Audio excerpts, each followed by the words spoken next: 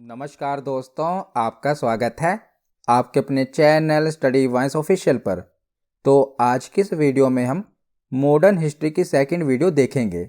पिछली वीडियो में हमने यूरोपीय कंपनियों का भारत में आगमन देखा था। आज की इस वीडियो में हम फ्रांस और अंग्रेज़ों के बीच में जो 3 कर्नाटक के युद्ध लड़े गए थे उसके बारे में पढ़ेंगे। तो पहले हम पूरी वीडियो के सभी पॉइंट्स को कवर करेंगे और लास्ट में प्रीवियस ईयर क्वेश्चन भी कवर करेंगे। तो पहले आप पूरी वीडियो को देखें और लास्ट में प्रीवियस ईयर क्वेश्चन जरूर अटेम्प्ट करें। तो चलिए बिना देरी किए हुए वीडियो को शुरू करते हैं। तो चलिए वीडियो की शुरुआत करते हैं। तो पिछली वीडियो में हमने पढ़ा था कि कैसे और किन किन परिस्थितियों में बहुत सारी यूरोपीय कंपनियां भारत में व्यापार की दृष्टि में आती हैं। और ये कंपनियां कौन कौन सी थी? पुर्तगाली, स्वीडिश, ब्रिटिश, डच, डेनिश और फ्रेंच कंपनियां। इन कंपनियों का आगमन हमने पिछली वीडियो में डिटेल में देखा था। तो इन सब कंपनियों के बीच में भारत में पांव पसारने के लिए ट्रेड वॉर चल रही थी, जिसमें से डेनिश और स्वीडिश कंपनियां ये तो बहुत ही छोटी कंपनियां थी, तो इनका अस्तित्व ना के बराबर था। तो ये ट्रेड वॉर से बाहर हो चुकी थी। अब बची 4 यूरोपीय कंपनियां। तो इसमें से ब्रिटिश के जो राजा थे चार्ल्स द्वितीय, इन्होंने पुर्तगाल की राजकुमारी से शादी कर ली थी। ये मैंने आपको पिछली वीडियो में बताया था। तो इनके बीच में तो यानी कि पुर्तगाली और ब्रिटिश के बीच में तो वैवाहिक संबंध बन गए थे। तो अब बची 3 कंपनियां, ब्रिटिश, डच और फ्रांस। तो जो डच थे उन्हें त्रावणकोर के राजा ने कोलाचल की लड़ाई में हरा दिया था, जिसके बाद जो डच थे ये भारत में अपने पांव नहीं जमा पाए और वो इंडोनेशिया चले गए। तो अब बचे ब्रिटिश और फ्रांस। तो अब ये दोनों कंपनियां भारत के अलग अलग क्षेत्रों पर कब्जा करने के लिए रणनीति बनाने लगे। तो भारत के राजनीतिक एवं आंतरिक मामलों में अब ये हस्तक्षेप करने लग गए थे। तो इन्हीं सब कारणों की वजह से इन दोनों के बीच में आगे चलकर 3 कर्नाटक के युद्ध देखने को मिलते हैं। तो इन्हीं तीनों कर्नाटक के युद्ध के बारे में आज की इस वीडियो में हम पढ़ेंगे। तो वीडियो में आगे बढ़ने से पहले मैं आपको एक बात क्लियर कर देता हूं। तो कर्नाटक का युद्ध सुनकर आपको लग रहा होगा कि जो भारत का कर्नाटक वाला राज्य है यहीं पर ये तीनों युद्ध लड़े गए होंगे, इसीलिए से कर्नाटक का युद्ध कहते हैं। पर नहीं। तो पहले भारत में जो ये वाला कोरोमंडल तट वाला क्षेत्र है ना, इसे कार्नेटिक रीजन कहा जाता था। ये वाला जो क्षेत्र है इसे कार्नेटिक कहा जाता था। सी से कार्नेटिक। वैसे कर्नाटक तो के से है, पर हिंदी में इसका उच्चारण यानी कि कार्नेटिक का उच्चारण कर्नाटक कर दिया गया, जिस कारण इसे कर्नाटक का युद्ध कहा जाने लगा। पर इंग्लिश में इसे कार्नेटिक कहते हैं, CARNATIC, कार्नेटिक वॉर। तो 3 कार्नेटिक वॉर हुए थे। पहला कार्नेटिक वॉर 1746 में शुरू हुआ था और 1748 में खत्म हुआ था। दूसरा कार्नेटिक वॉर 1749 से लेकर 1754 ईस्वी तक हुआ था। तीसरा कार्नेटिक वॉर 1756 से लेकर 1763 तक चला था। तो 3 कार्नेटिक वॉर हुए थे, याद रखिएगा। तो अब हम एक एक करके तीनों कार्नेटिक वॉर के बारे में पढ़ते हैं। हिंदी में हम इसे कर्नाटक का युद्ध कहते हैं। तो अब हम एक एक करके तीनों कर्नाटक के युद्ध देखते हैं। तो सबसे पहले हम प्रथम कर्नाटक का युद्ध देखते हैं और इसका कारण देखते हैं कि आखिर क्यों प्रथम कर्नाटक का युद्ध हुआ था।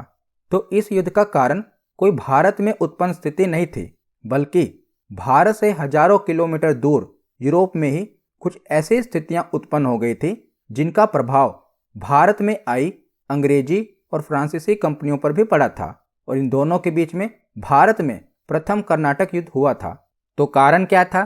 तो ऑस्ट्रिया, जो कि यूरोपीय क्षेत्र के अंतर्गत एक देश था, जहां पर उत्तराधिकार बनने के लिए ब्रिटेन और फ्रांस के बीच में संघर्ष चल रहा था। और इसी संघर्ष के चलते भारत में भी इन दोनों देशों के बीच युद्ध लड़ा गया था। तो ऑस्ट्रिया में उत्तराधिकार का युद्ध चल रहा था और यही युद्ध भारत में फ्रांस और ब्रिटेन के बीच में भी देखने को मिलता है। तो प्रथम कर्नाटक युद्ध का कारण क्या था? ऑस्ट्रिया का उत्तराधिकार। तो 18वीं शताब्दी तक कोरोमंडल तट की भूमि को ही कर्नाटक के नाम से जाना जाता था, यानी कि कर्नाटिक के नाम से जाना जाता था। और यह हैदराबाद के निजाम के अधीन एक प्रांत था और यहाँ के प्रांतपति को नवाब कहा जाता था। तो सर्वप्रथम 1746 ईस्वी में क्या होता है कि बार्नेट के नेतृत्व में अंग्रेजी जलबेड़े ने कुछ फ्रांसीसी जलपोतों को पकड़कर अपने कब्जे में कर लिया था। तो हमने देखा था कि यूरोप में ऑस्ट्रिया के उत्तराधिकार के लिए फ्रांस और अंग्रेजों के बीच में भारत में संघर्ष चला था। तो इसी संघर्ष में क्या होता है कि जो अंग्रेज होते हैं ये फ्रांसीसियों के जलपोत यानी कि समुद्री जहाज पर कब्जा कर लेते हैं। तो थी तो ये दोनों ही व्यापारी कंपनियां, और व्यापार किससे होता था? समुद्री जहाज़ों से होता था। तो किसी भी कंपनी के अगर समुद्री जहाज़ों को पकड़ लिया जाए तो ये बहुत ही बड़ा कारण था युद्ध के लिए।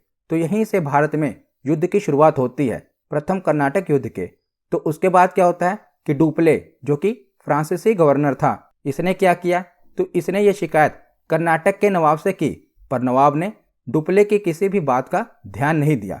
उसके बाद क्या हुआ कि डुप्ले ने अंग्रेजों से बदला लेना चाहा, और उसने क्या किया कि अंग्रेजों की बस्ती मद्रास पर घेरा डाल लिया, यानी कि मद्रास को अपने कब्जे में कर लिया। उसके बाद क्या होता है कि नवाब जो कि कर्नाटक का नवाब होता है वो डुप्ले को मद्रास से हटने के लिए कहता है, क्योंकि जो डुप्ले था ना, इसने नवाब को कहा था कि मैं अंग्रेजों को मद्रास से हटा दूंगा और मद्रास आपके कब्जे में दे दूंगा। पर डुप्ले ने मद्रास को जीतने के बाद नवाब को उसका कब्जा नहीं दिया, यानी कि उसने नवाब को मद्रास नहीं दिया। उसके बाद क्या होता है कि नवाब ने डुप्ले को मद्रास से हटने के लिए कहा, लेकिन डुप्ले नहीं माना। तो परिणाम स्वरूप क्या होता है कि नवाब और फ्रांसीसियों के बीच में युद्ध की घोषणा हो जाती है, और फिर एक सैंथोम का युद्ध होता है। और सैंथोम का युद्ध 1748 ईस्वी में कर्नाटक के नवाब और फ्रांसीसियों के बीच में लड़ा गया, और इस युद्ध में फ्रांसीसी ही जीते थे, यानी कि कर्नाटक के नवाब की हार हुई थी। तब कर्नाटक के नवाब को पता चला था कि ये जो यूरोपीय कंपनियां हैं ये बहुत ही शक्तिशाली हैं, क्योंकि वो पहले इनको बहुत ही हल्के में ले रहा था। तब इनको पता चला कि जो ये यूरोपीय कंपनियां हैं बहुत ही शक्तिशाली हैं। तो उसके बाद क्या होता है कि 1748 ईस्वी में यूरोप में एक्स-ला शैपेल की संधि होती है, और उत्तराधिकार का जो युद्ध हो रहा था ऑस्ट्रिया में उसका अंत हो जाता है। और इस संधि के द्वारा जो कर्नाटक में भी प्रथम युद्ध चल रहा था उसका भी अंत हो जाता है। तो याद रखिएगा इस युद्ध का कारण क्या था? ऑस्ट्रिया का उत्तराधिकारी। और इसका अंत कब हुआ, यानी कि किस संधि से हुआ? तो एक्स-ला शैपेल की संधि से कर्नाटक का प्रथम युद्ध समाप्त हुआ था। ये एग्जाम में पूछा गया है। तो इस संधि की शर्तें क्या थी? तो इस संधि की शर्तों के तहत मद्रास को अंग्रेजों को वापस सौंप दिया गया। फ्रांसीसियों ने मद्रास पर कब्जा कर लिया था ना, तो इस संधि के तहत फ्रांसीसियों ने मद्रास को अंग्रेजों को लौटा दिया, और अंग्रेजों ने भी उत्तरी अमेरिका के कुछ क्षेत्रों पर कब्जा किया था जो कि फ्रांसीसियों के अधीन थे, वो अंग्रेजों ने फ्रांसीसियों को लौटा दिए थे। तो प्रथम कर्नाटक युद्ध का कारण ऑस्ट्रिया का उत्तराधिकारी, और इसकी संधि कौन सी है जिसके तहत ये युद्ध खत्म हुआ? एक्स-ला शैपेल की संधि। उसके बाद अब हम आगे देखते हैं द्वितीय कर्नाटक युद्ध। तो द्वितीय कर्नाटक युद्ध को समझने से पहले मैं आपको ये डायग्राम समझा देता हूँ, ताकि आपको आगे की पूरी कहानी आसानी से समझ आए, क्योंकि जो द्वितीय कर्नाटक युद्ध हुआ था ना बहुत ही कंफ्यूजिंग है। पर अगर आप ये पूरे डायग्राम को समझ लेंगे तो द्वितीय कर्नाटक युद्ध आपको आसानी से समझ आएगा। तो अब हम द्वितीय कर्नाटक युद्ध का कारण देख लेते हैं। तो जब भी किसी राजा की मृत्यु होती है तो वो अपनी मृत्यु से पहले ही अपना उत्तराधिकारी चुन लेता है। पर कभी कभी क्या होता है कि राजा की मृत्यु के बाद भी उत्तराधिकारी बनने के लिए उसके पुत्रों या रिश्तेदारों के बीच में संघर्ष देखने को मिलता है। तो ऐसे ही कुछ स्थितियां भारत के हैदराबाद और कर्नाटक में उस समय बन गई थी जब फ्रांसीसी और अंग्रेजी कंपनियां भारत में अपना विस्तार कर रही थी। तो जब हैदराबाद और कर्नाटक के बीच में उत्तराधिकार के लिए संघर्ष चल रहा था, तब अंग्रेजी और फ्रांसीसी कंपनी अपने अपने हितों को देखते हुए अलग अलग पक्ष को अपना समर्थन दिया, और फिर दोनों ही पक्षों में युद्ध देखने को मिलता है। तो देखिए, हैदराबाद और कर्नाटक के बीच में उत्तराधिकार का संघर्ष चल रहा था। तो हैदराबाद में दो लोगों के बीच में नवाब बनने के लिए संघर्ष चल रहा था। एक थे नासिर जंग और दूसरे थे मुजफ्फर जंग। तो नासिर जंग और मुजफ्फर जंग के बीच में हैदराबाद के नवाब बनने के लिए संघर्ष चल रहा था, और कर्नाटक में भी दो लोगों के बीच संघर्ष चल रहा था, अनवरुद्दीन और चंदा साहब। तो जो ब्रिटिश गवर्नर लॉर्ड क्लाइव था वो चाहता था कि हैदराबाद का शासक नासिर जंग और कर्नाटक का शासक अनवरुद्दीन बने। तो क्लाइव नासिर जंग और अनवरुद्दीन के साथ था। वहीं पर फ्रांसीसी गवर्नर डुप्ले मुजफ्फर जंग और चंदा साहब के साथ था। तो एक टीम बन गई क्लाइव, नासिर जंग और अनवरुद्दीन की, और दूसरी टीम बन गई डुप्ले, मुजफ्फर जंग और चंदा साहब की। तो इन्हीं दोनों टीमों के बीच में दूसरा कर्नाटक का युद्ध हमें देखने को मिलता है। तो आशा करता हूँ आपको इस डायग्राम से समझ आ गया होगा। अब हम आगे की कहानी देखते हैं। तो जैसा कि हमने पढ़ा कि हैदराबाद और कर्नाटक इन दोनों ही क्षेत्रों में उत्तराधिकार के लिए संघर्ष शुरू हुआ, और अंग्रेजी और फ्रांसीसी कंपनी ने अपने अपने हितों को देखते हुए अलग अलग पक्ष का समर्थन दिया, और फिर दोनों ही पक्षों के बीच में युद्ध शुरू हो गया। तो इस युद्ध का मुख्य कारण दोनों कंपनियों का भारतीय राजनीति में हस्तक्षेप रहा। तो 1748 में क्या होता है कि हैदराबाद के निजाम आसफ जाह की मृत्यु हो जाती है। तो आसफ जाह की मृत्यु के बाद उनके उत्तराधिकार के लिए संघर्ष शुरू हो जाता है। किसके किसके बीच में? नासिर जंग और मुजफ्फर जंग के बीच में।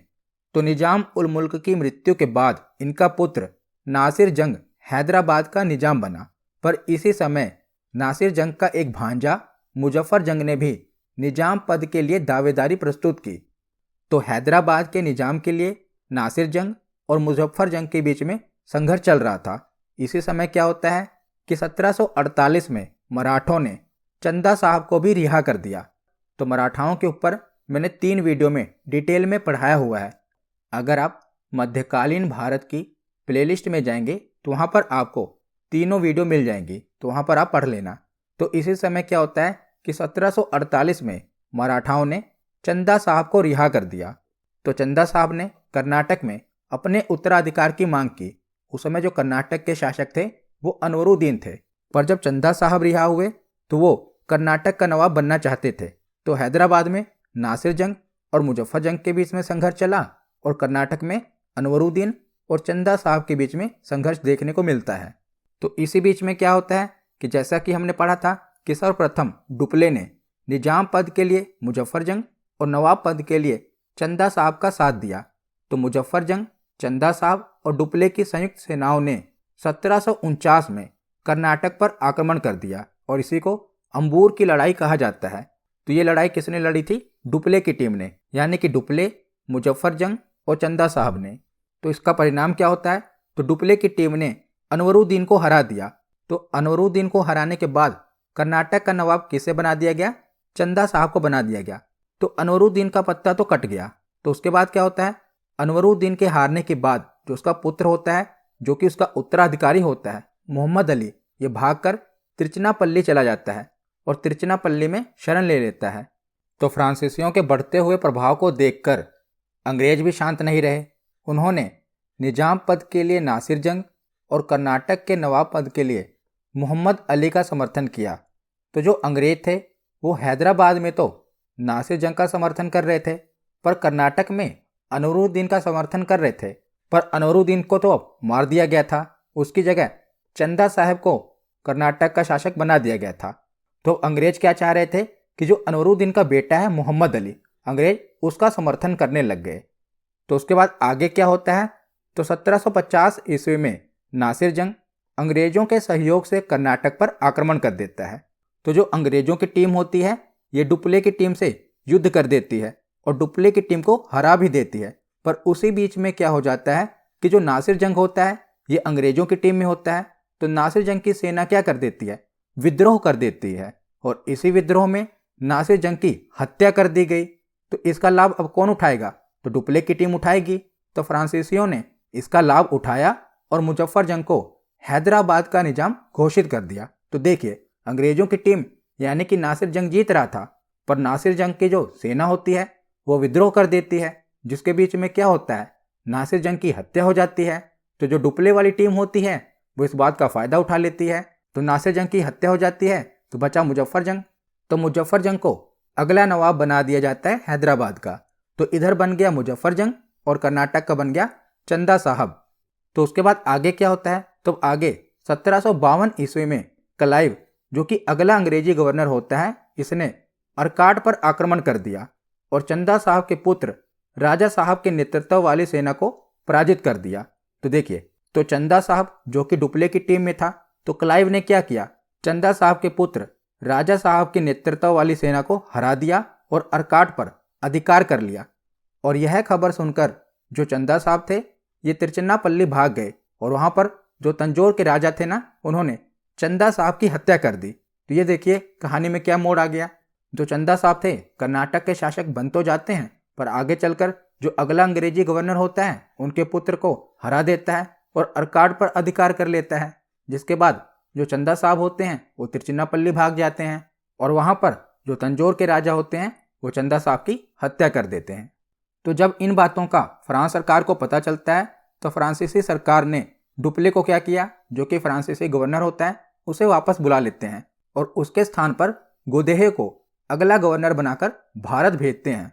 तो गोदोहे आते ही युद्ध समाप्ति की घोषणा कर देता है। वो कहता है कि हम युद्ध नहीं लड़ेंगे और अंततः 1755 ईस्वी में पांडिचेरी की संधि द्वारा यह युद्ध समाप्त हो जाता है। तो जो कर्नाटक का दूसरा युद्ध होता है ये किस संधि के द्वारा समाप्त होता है?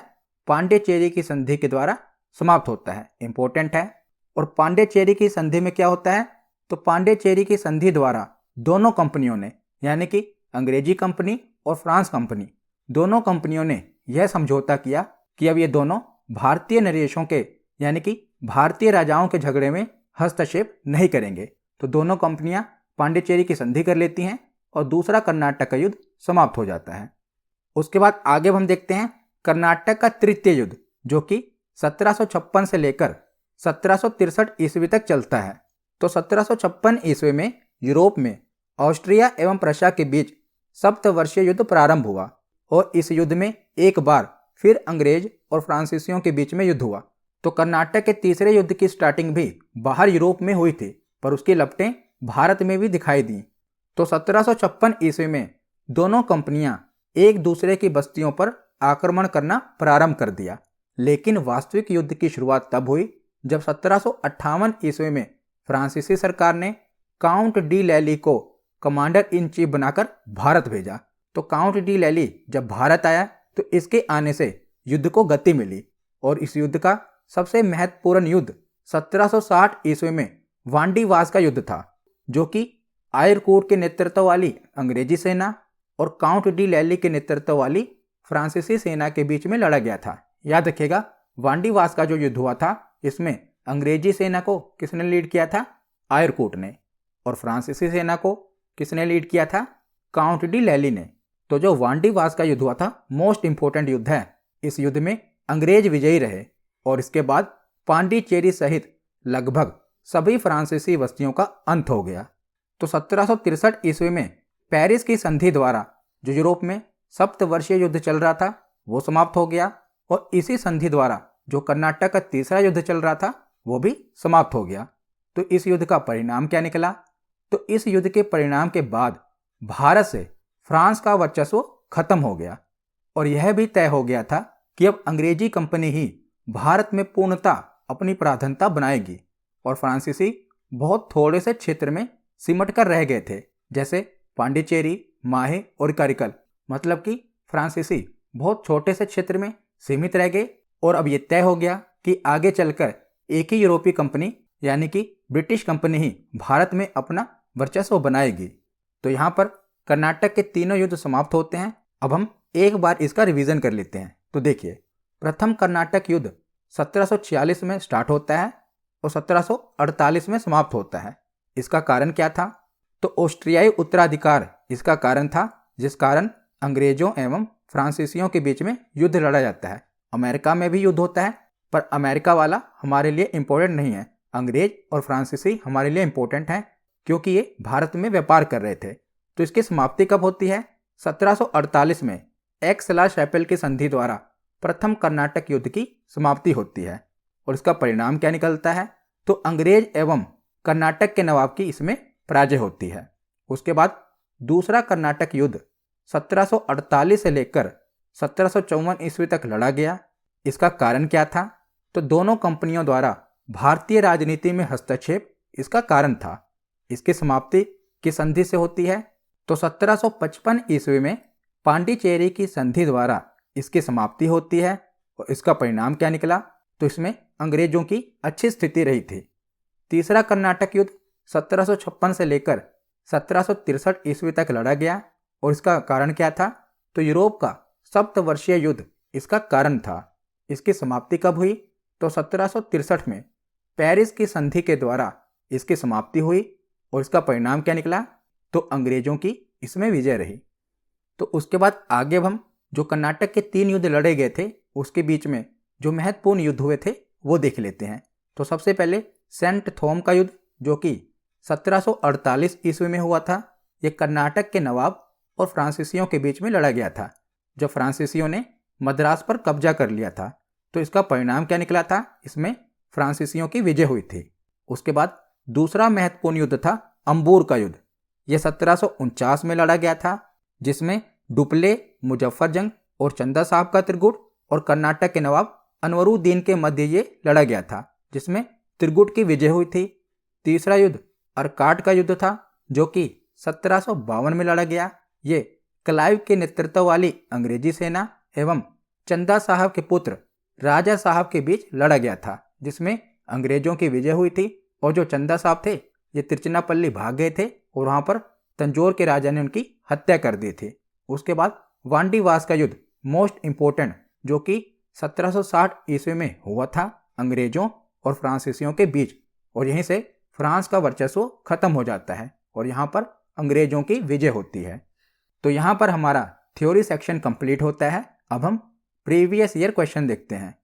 तो सबसे पहला प्रश्न है कि प्रथम कर्नाटक युद्ध के समय फ्रांसीसी गवर्नर जनरल कौन था?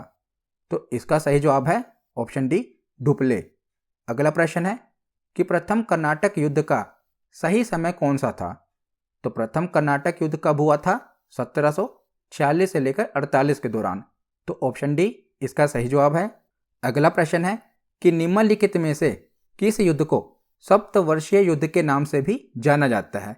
तो इसका सही जवाब क्या है? ऑप्शन सी, तृतीय कर्नाटक युद्ध को सप्तवर्षीय युद्ध के नाम से भी जाना जाता है, क्योंकि इसका कारण यूरोप में चल रहा सप्तवर्षीय युद्ध था, इसीलिए इसको हम सप्तवर्षीय युद्ध से जोड़ते हैं, तीसरे कर्नाटक युद्ध को। अगला प्रश्न है कि निम्नलिखित में से कौन सा युद्ध निर्णायक युद्ध था जिसमें फ्रांसीसी हार गए और अंग्रेजों की सर्वोच्चता स्थापित हो गई? तो इसका सही जवाब क्या है? ऑप्शन ए, वांडीवास का युद्ध, क्योंकि वांडीवास के युद्ध के बाद फ्रांसीसियों का वर्चस्व खत्म हो गया और अंग्रेजों की सर्वोच्चता स्थापित हो गई। तो इसका सही जवाब क्या है? ऑप्शन ए, वांडीवास का युद्ध। अगला प्रश्न है कि प्रथम कर्नाटक युद्ध की समाप्ति की संधि से हुई थी? तो प्रथम कर्नाटक युद्ध की समाप्ति एला शापिल की संधि से हुई थी। ऑप्शन ए इसका सही जवाब है। अगला प्रश्न है कि गोडेहू की संधि या पांडिचेरी की संधि से कौन सा युद्ध समाप्त हुआ था? तो पांडिचेरी के युद्ध से द्वितीय कर्नाटक युद्ध समाप्त हुआ था। ऑप्शन बी इसका सही जवाब है। अगला प्रश्न है कि वांडीवास के युद्ध में अंग्रेजों का नेतृत्व किसने किया था? तो वांडीवास के युद्ध में अंग्रेजों का नेतृत्व सर आयरकूट ने किया था। ऑप्शन ए इसका सही जवाब है। अगला प्रश्न है कि कर्नाटक का तृतीय युद्ध किस संधि के फलस्वरूप समाप्त हुआ था? तो जो कर्नाटक का तीसरा युद्ध था यह किस संधि से समाप्त हुआ था? इसका सही जवाब है ऑप्शन सी, पेरिस की संधि के द्वारा। अगला प्रश्न है कि वांडीवास का युद्ध 1760 ईस्वी में किसके बीच में लड़ा गया था? तो यह युद्ध ब्रिटिश और फ्रेंच के बीच में लड़ा गया था। ऑप्शन सी इसका सही जवाब है। इसमें ब्रिटिश ने फ्रेंच को हराया था। अगला प्रश्न है कि 15 अगस्त 1947 के बाद भी भारत का कौन सा भाग पुर्तगाल के अधीन रहा था? तो 15 अगस्त 1947 को हमें अंग्रेजों से आज़ादी मिल गई थी, पर जो गोवा वाला क्षेत्र था ये पुर्तगालियों के अधीन था, जो कि 1961 में आज़ाद हुआ था पुर्तगालियों से। ऑप्शन ए, गोवा इसका सही जवाब है। अगला प्रश्न है कि कर्नाटक के युद्ध किसके बीच में लड़े गए थे? तो कर्नाटक के युद्ध ब्रिटिश और फ्रेंच के बीच में लड़े गए थे। आज का आखिरी प्रश्न है कि तृतीय कर्नाटक युद्ध किस संधि से समाप्त हुआ था? तो जो तीसरा कर्नाटक का युद्ध है ये पेरिस की संधि से समाप्त हुआ था।